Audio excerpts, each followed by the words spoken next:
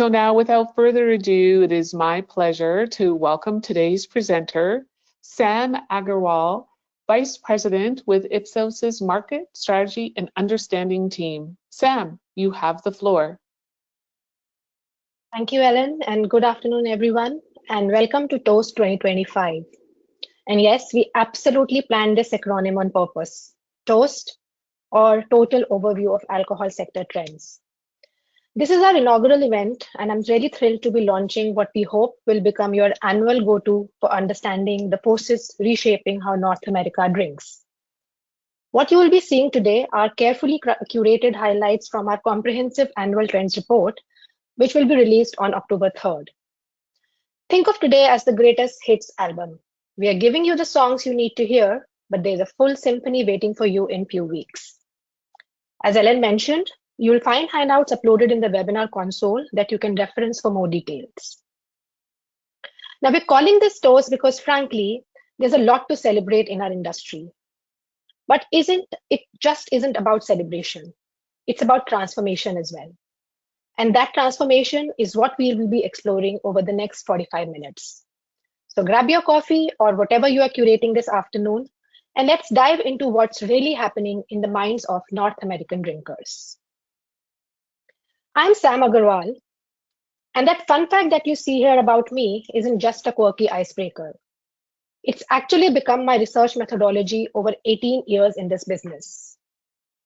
Every time I order something different, I learn something new about consumer behavior, about trends, about what drives choices in this incredibly complex landscape we call beverage alcohol. And I can tell you, the spectrum has never been wider or more fascinating than it is right now.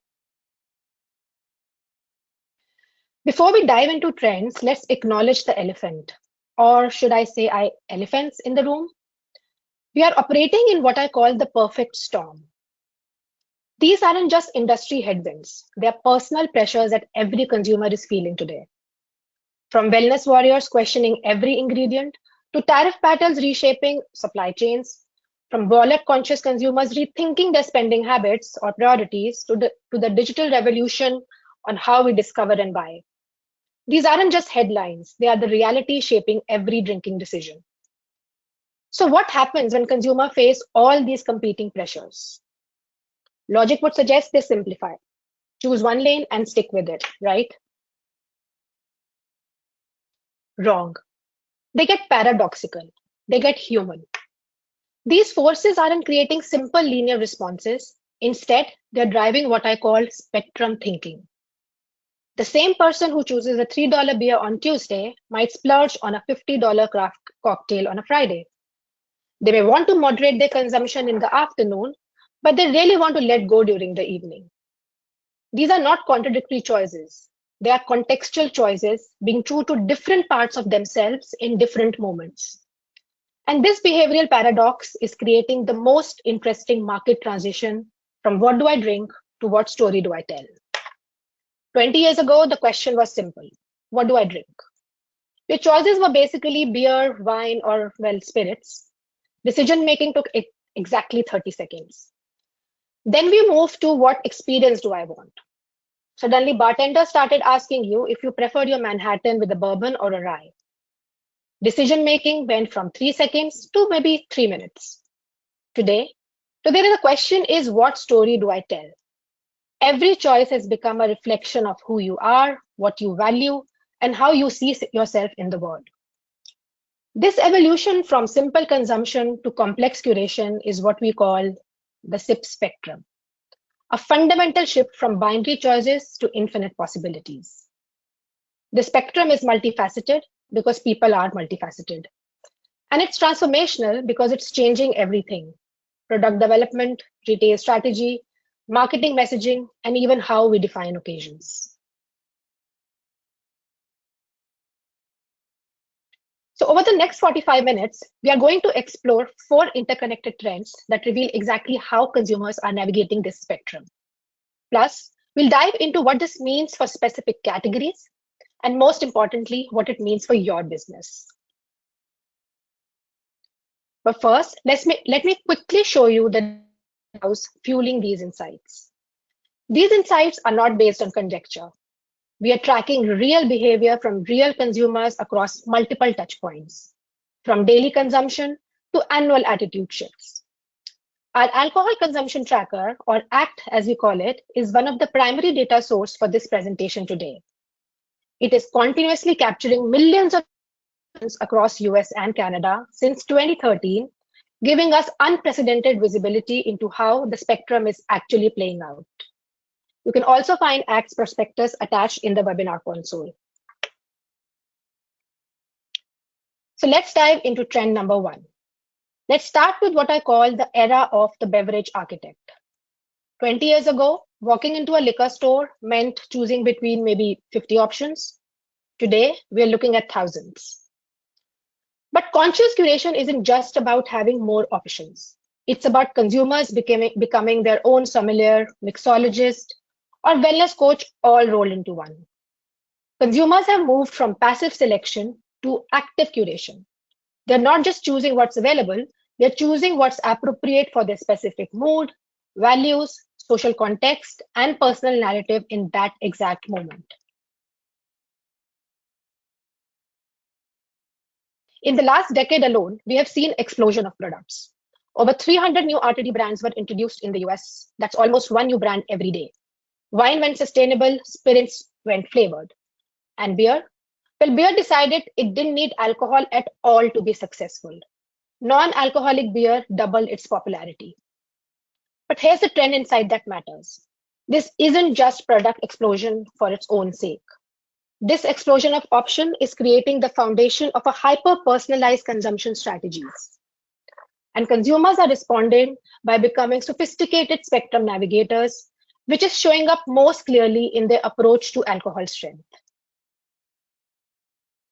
We are seeing consumers embrace what I call the hot, cold, and everything in between approach. Look at the data here. These numbers represent the change in share across these category-specific ABV spectrums over the last year. High ABV products depicted on top grew 2% in US and 1% in Canada since last year. And we also see low and zero proof segment growing as well in the bottom of the chart. Regular ABV declining while both ends of the spectrum expand. So what's driving this?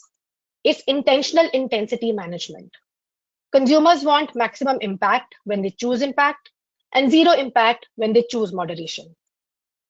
While these changes may seem small, but it represents millions of occasions where consumers are shifting away from standard strength.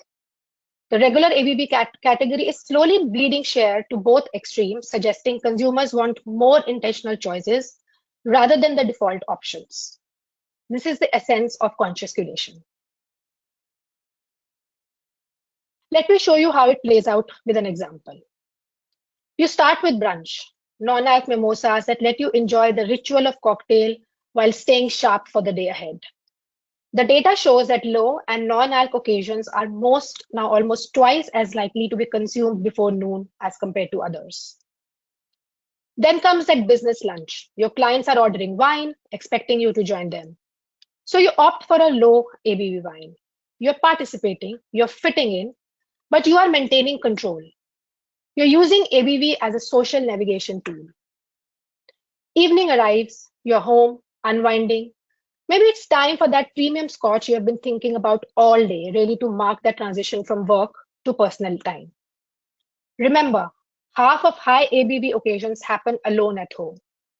This is intentional indulgence, not excess. But then your phone rings. Friends are out. They want you to join for just one drink. A year ago, you might have said no, worried about tomorrow's workout or that early meeting. But now, you grab a low-alc beer or a mocktail. You're there for the connection, you're there for the laughter, but not the alcohol. You wake up fresh, no guilt, no regret. This is one person, one day, 4 different ABV choices. Each one conscious, each one serving its specific purpose. This isn't moderation in the traditional sense. It's curation. It's drinking with intention. It requires a completely different approach to product development and marketing.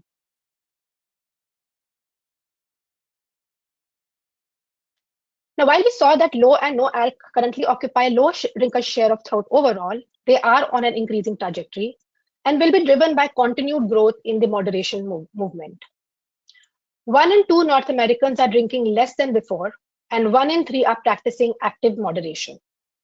This may take the form of zebra striping, that is, switching between alcoholic and non-alc in the same occasion, or it could also mean restricting being in occasions where alcohol is present. And consequently, we are seeing non-alc seeing a substantial increase in penetration, being able to enter drinkers' repertoire at an increasing rate. And the category is being increasingly accepted in social drinking rituals. That 126 index for special occasions that you see here for non-alc consumption, the consumers are elevating zero proof to celebration status. They're normalizing the beverage for social occasion as well.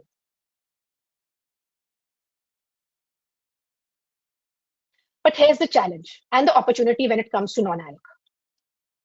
What we see here are the overperforming need states for non-alc beverages, and we see overdevelopment of all the rational, value-driven reasons people choose non-alc options. Health, ethics, control, weight management. The conscious mind is completely satisfied. So while no alcohol options are absolutely crushing it on health and health consciousness and other need states, they're underperforming when it comes to satisfaction on flavor, mood enhancement, and sensory indulgence. Look at these underperforming need states on the left. These are all about experience, emotion, and sensory satisfaction. Taste, mood enhancement, social energy, fun, all are underperforming. And that's our innovation opportunity. Consumers want to make conscious choices, but they don't want to sacrifice experience. The brands that crack this code, delivering both health consciousness and sensory satisfaction, will definitely own the future for this category.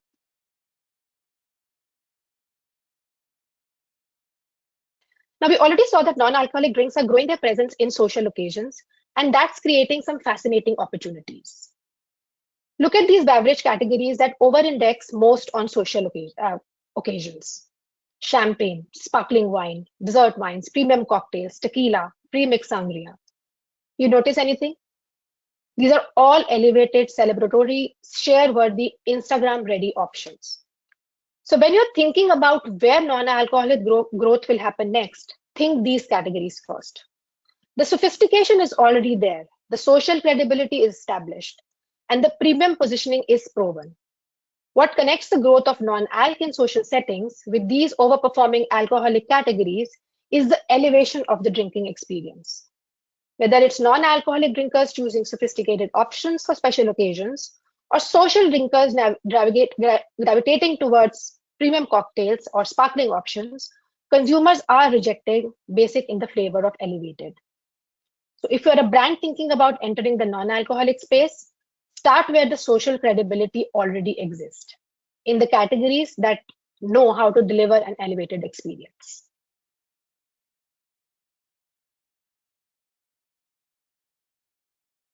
If conscious curation was about what and when of drinking, identity infusion is about the who and why. We are seeing fundamental differences in drinking philosophy that reflect individual identity, generational worldviews, and cultural perspectives. Let me show you how dramatically identity shapes consumption patterns, starting with something that might surprise you about generational drinking habits. When we examine drinking through the lens of identity, the generational story becomes fascinating. We are not just seeing different drinking preferences, we are seeing 4 distinct drinking philosophies that have developed over decades. Look at the frequency or average number of occasions in a month pattern first. Boomers, which is represented by the solid line on top of the chart, they drink most often, nearly 14 occasions per month in the US, 13 in Canada. This reflects a generation where moderate, regular alcohol consumption was normalized as part of adult life. A glass of wine with dinner isn't special, it's just Tuesday. Gen X sits in the middle, millennials are slightly higher. And Gen Z, represented here with dotted lines, they drink least frequently at only 7 occasions per month in the US and 8 in Canada.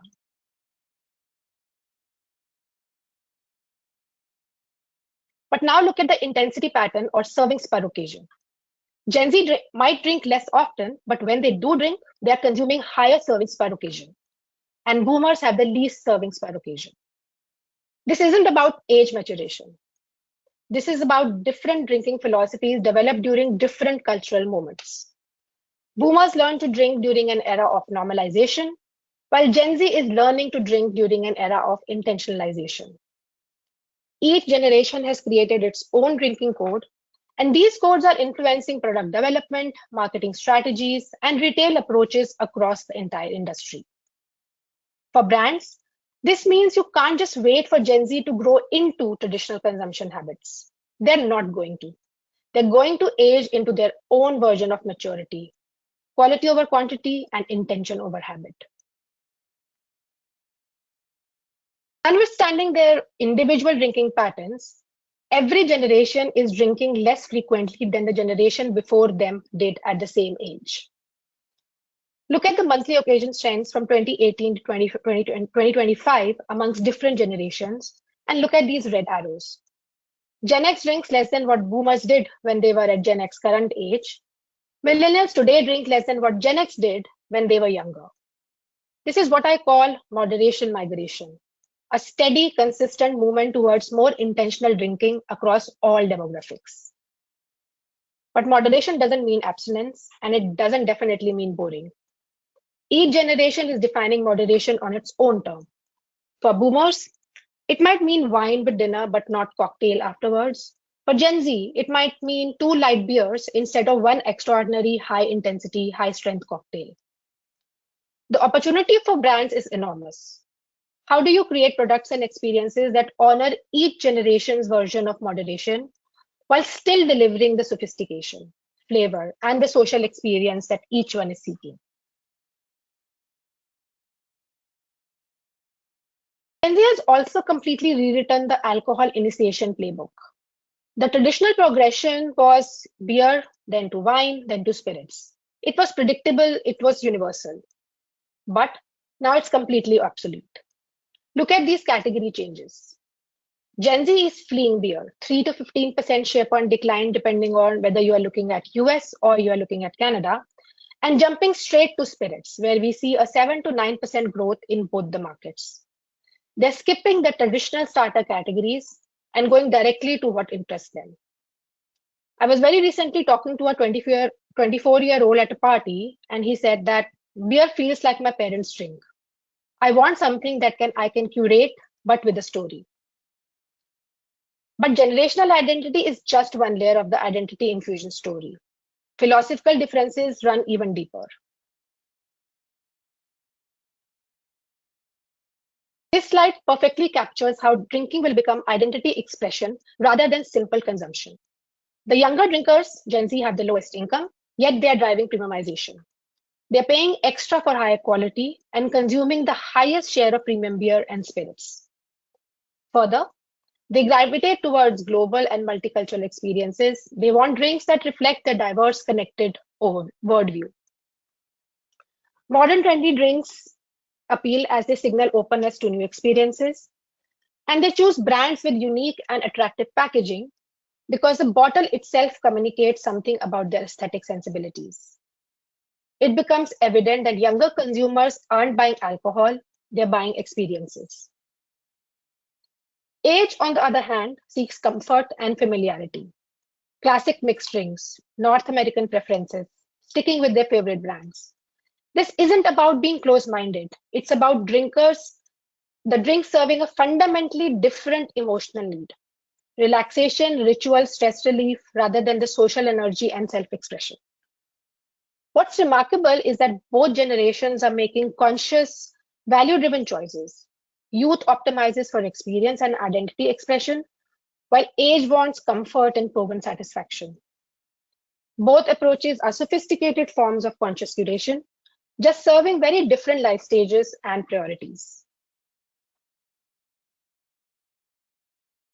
Now, if generational differences create distinct drinking philosophies, gender creates different relationship with alcohol and social connection. The core distinction is men drink to stand out, women drink to bond together. This isn't stereotype.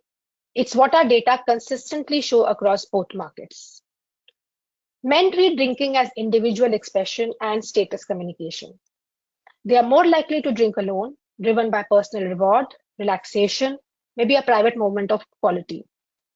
When they do drink socially, they're focused on impressing others and demonstrating good taste. This drives them to premium products, trusted brands, and proven quality. They gravitate towards bars and clubs where their choices are visible and can make a visible impression. Women, on the other hand, approach drinking as social facilitation. They drink to lift mood, enhance experiences, strengthen connections. Alcohol isn't the star, it's a supporting player. They check labels more, prefer home entertaining where they control the environment, and also focus on connection over performance. Both approaches serve different needs. Men curate for individual expression and social positioning, while women curate for group harmony and experiential enhancement.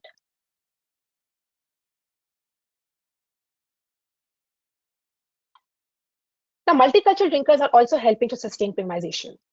Look at these index scores on premium plus share amongst multicultural versus rest of the population in both the markets. While multicultural population in the US and Canada are vastly different, we do see some similarities in behavior when it comes to premium brands or categories. Multicultural over-index on spirits, indexing 33% higher for premium spirits in the US and 56% higher in Canada. The same overdevelopment is seen for premium beer as well in both the markets, a 123 index in US and a 125 index in Canada. This isn't just about income. It's about cultural values around celebration, hospitality, and quality.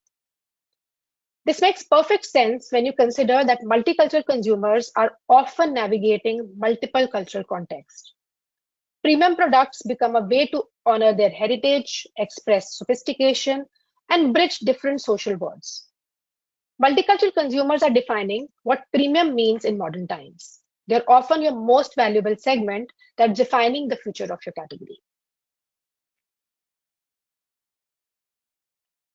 So when drinking becomes such a personal expression of identity, those identity-driven choices start reshaping when, where, and how people choose to drink. Which brings us to occasion fluidity, our third trend. The traditional boundaries between drinking occasions, happy hour, dinner party, celebration, relaxation, they're all blending into something much more fluid and personal. Let's explore how this one plays out. Now, the traditional happy hour is dying, and good riddance. Look at the data depicting changes in share of these drinking contexts since 2017. Daytime drinking is going, weekend patterns are shifting, residential consumption is dominating, and relaxation is overtaking social connection as the primary driver. This isn't about people drinking more or drinking problematically.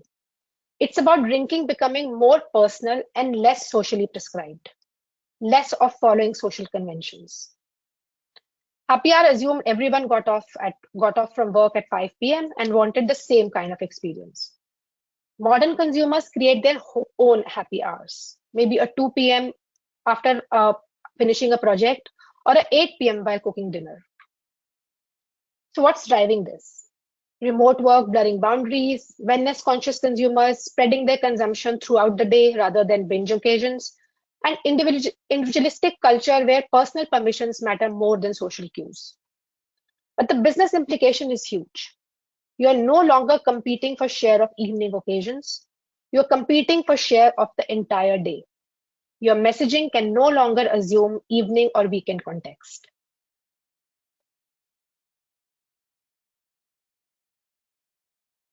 There's another trend that challenges traditional assumptions about drinking as primarily a social activity. The pandemic didn't just temporarily change drinking patterns, it permanently shifted them. We see that the solo and small group consumption has grown dramatically and has stayed elevated.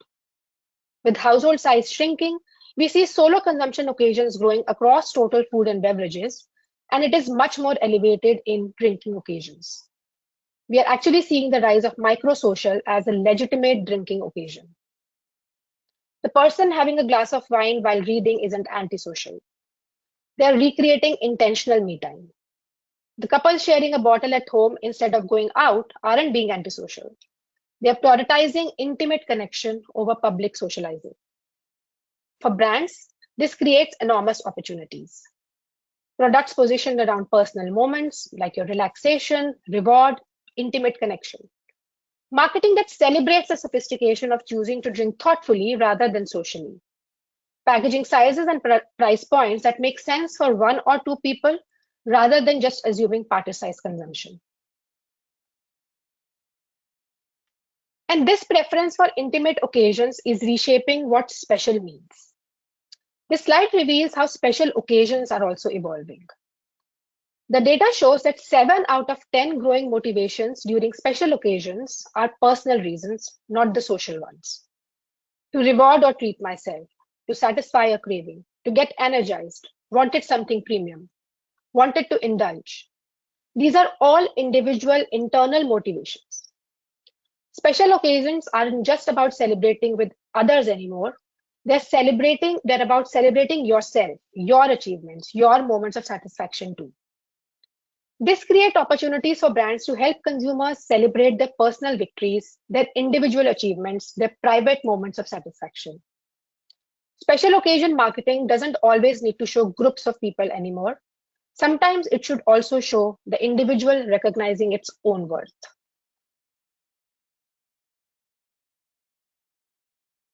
We're also seeing that traditional market segmentation is breaking down. We used to think about consumers as belonging to one primary mindset, either health focused or social drinkers or premium seeking drinkers. But occasion fluidity is creating multi-dimensional consumer identities. However, most people aren't just one type of drinker. There are multiple types of drinkers flowing between different drinking personalities based on their needs in a specific moment. Let me introduce to you your 4 core drinking archetypes that live inside most of your customers. On one end of the spectrum, we see easygoing enjoyers. This group embraces the live for today philosophy, prioritizing enjoyment without excessive concern about long-term well-being implications. On the contrasting end, we see an expanding segment of well-being warriors driven by the growing trends on health and wellness. And the other clashing groups are the enhancement enthusiasts versus the comfort companions. The enhancement enthusiasts are a curiosity and discovery-driven set, and they tend to look out for new products. In contrast with enhancement enthusiasts are comfort companions. This group values familiarity and tradition. But here's where it gets really interesting.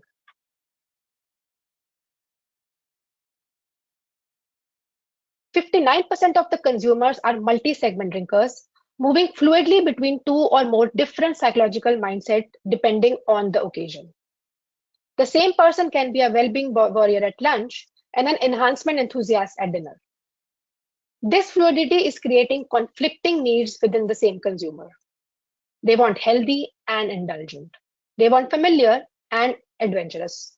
They want premium but accessible too, all depending on the moment and the mindset.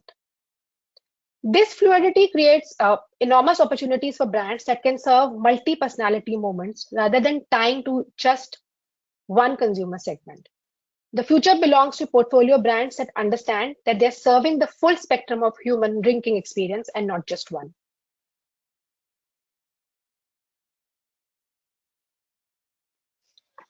Now, when occasions become personal and spontaneous, it creates new access demands.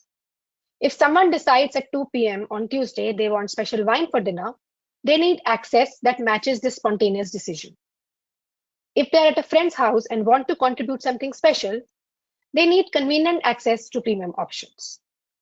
This brings us to our final trend, how access evolution is changing the relationship between inspiration and availability, between desire and purchase.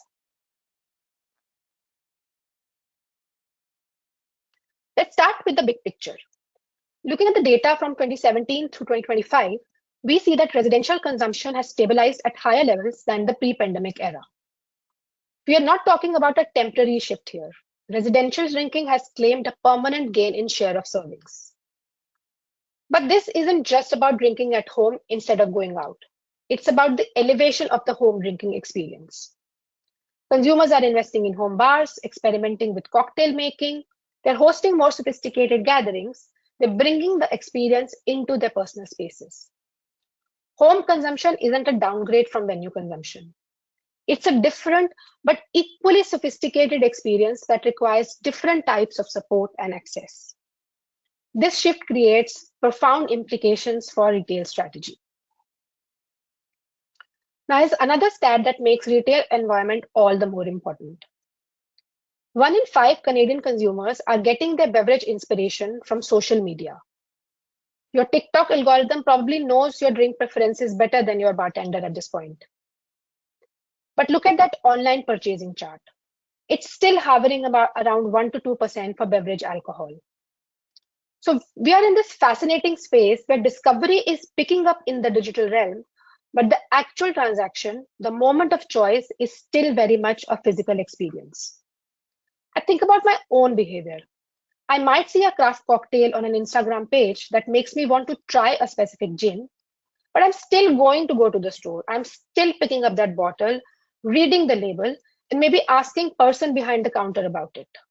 There's something about that tactile experience of alcohol purchasing that digital hasn't quite cracked yet. And maybe that's a good thing. There's romance in retail that we are not ready to give up yet. So if the discovery is digital but purchase is physical, the point of purchase becomes much more important. And here where it gets really interesting. What you see on the slide here are factors considered important while purchasing alcohol.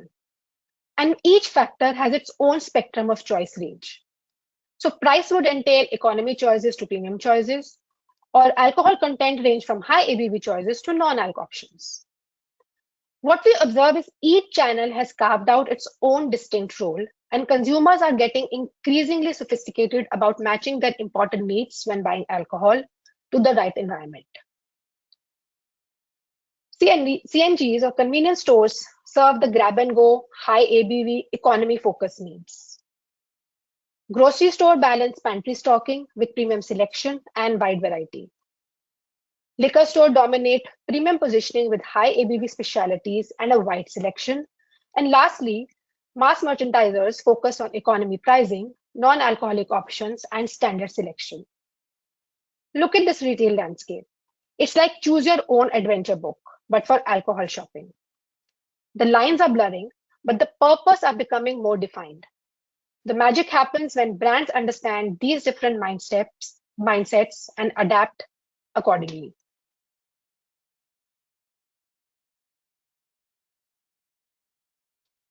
We're also seeing a clear shift in how consumers choose retail channels. Proximity used to be the king, but purpose has taken the crown. Whether it's pairing with food, relaxing at home, or celebrating with friends, each mission leads to a different channel. Look at these index scores. Grocery stores are over-indexing for food pairing occasions. That makes sense. You're already thinking about dinner. Liquor stores are indexing highest for social fun, celebration, and energize occasions. When the stakes are higher, when the occasion matters more, consumers are willing to make that extra tip to the specialist. Convenience and mass merchandise stores are winning on the relaxed, routine, easily available occasions. It's like they've become the emotional support system of retail. You know exactly what you're getting, if there's when you need it, and something that predictability is exactly what you're looking for after a long day. That is why it's crucial to track each behavior now. These mission-led choices are shaping not just where people shop, but how they engage with brands. Understanding these patterns help manufacturers and retailers align offerings with the right channel at the right moment.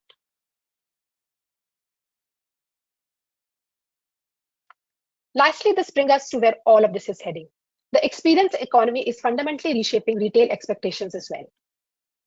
Special occasions or gift shopping is up 4% since last year alone. Premiumization opportunity is showing strength in special occasion, as 60% said that they're open to buying more expensive offering from a familiar brand on special occasion. That's huge. And packaging has become an increasingly important purchase criteria, up by 7%. Think about what it means. We are not just buying liquid, we are buying the whole story. That beautiful bottle isn't just going in your cart. It may be going to your friend's house, it's going to your counter, your bar, maybe your Instagram feed. Packaging has become part of the experience architecture. This is the retail revolution we are witnessing. Every touchpoint from discovery to purchase to consumption needs to deliver on experience.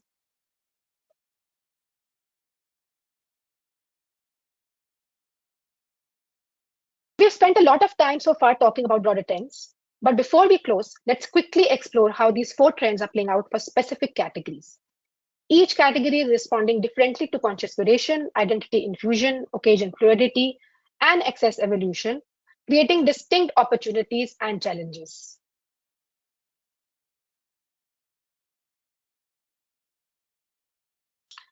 Beer drinkers have figured something out that the rest of the industry is still catching up to. They're treating alcohol content like a volume control. It's not anymore about I'm a light beer person or I'm an IPA person anymore. I am a 3% beer after yoga, 5% beer with dinner, 7% beer on Friday night kind of a person. Wine and spirits have mastered the art of premium experiences. Nobody does special occasions like a great bottle of wine or a craft cocktail. But here's their Achilles heel. When they try to go low or no alcohol, they often forget that taste still matters. And that's their white space for growth. Spirits excel at being upscale and casual, often from the same bottle. That flexibility itself is driving their growth across all occasions. And this is especially true among younger consumers. Spirits and RTDs aren't just growing with Gen Z and millennials, they're thriving because they can satisfy multiple needs simultaneously. And lastly, RTDs, they've figured out that convenience is king. They're dominating the grab and go retail space. And here's what's even more fascinating. The easier they are to access, the more experimental consumers become in terms of their ABV choices.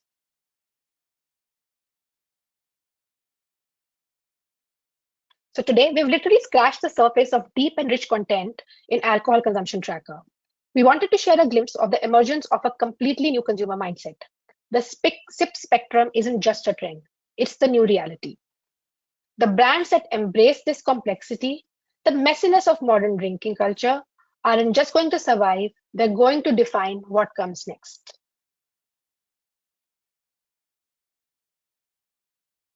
Thank you all for joining us today for Toast 2025. Ellen, over to you to check if we have any questions from the audience. Thanks, Sam. Okay, yes, actually, I've seen a couple come through. We'll start with this one. How do you measure success when consumers are so fluid in their behavior? Okay, so the question is, how do we measure success when consumers are so fluid in their behavior? That's a great question. I think you have to shift from measuring loyalty to measuring relevance. Instead of asking, how often do they buy my brand, start asking, how often am I their right choice for their intended occasion? I believe we should track occasion share, not just market share. Measure consideration across different mindset states, not just looking at overall consideration, but looking at the consideration across different moods that I'm in. Okay, here's one about spectrum thinking. How do we activate spectrum thinking when our brand owns one specific occasion? So if I may repeat the question, you say, how do we activate spectrum thinking when our brands own one specific occasion? That's another great question. And I think this is a challenge which every brand is grappling with right now. What we need to develop is bridging. Rather than abandoning the core occasion, create natural extensions from it. So if you own a Friday night celebration, think about Thursday night pre-celebration, or think about next morning celebration recovery. So you're not completely reinventing the wheel, or you're not completely reinventing your brand. You are expanding its utility across adjacent moments on the spectrum. So start with one natural extension, test it, and then expand further. I think that would the spectrum thinking be in the modern times. Now we're getting a few more questions, but I think we only have time for one more. And then after that, we'll respond by email. But here we go. Will Gen Z's approach to alcohol influence other generations permanently? Will Gen Z's approach to alcohol influence other generations permanently? Absolutely. Based on what we see in our longitudinal data, this influence will spread upwards, not downwards. Millennial and Gen X are adopting spectrum thinking behaviors, and Gen Z is not going to mature into what boomers used to drink or in millennials drinking patterns. They're creating their new patterns, and they want everyone else to follow it. So we do see Gen Z approach to alcohol going different from their predecessors. Well, Sam, that was a really enlightening presentation. Thank you, everyone, for joining us today. We do have a few more questions, and we will be responding to them by email. You will also receive an email with a direct link to today's recorded presentation, although that may take a few days before that comes out. Additionally, remember, there are the handouts in the event console for you to read more about the research we shared today. And of course, we welcome the opportunity to speak with you in person. Sam's email is right there on the screen. Please feel free to reach out. That now concludes today's webinar. Thank you, everyone, for joining. Have a great day.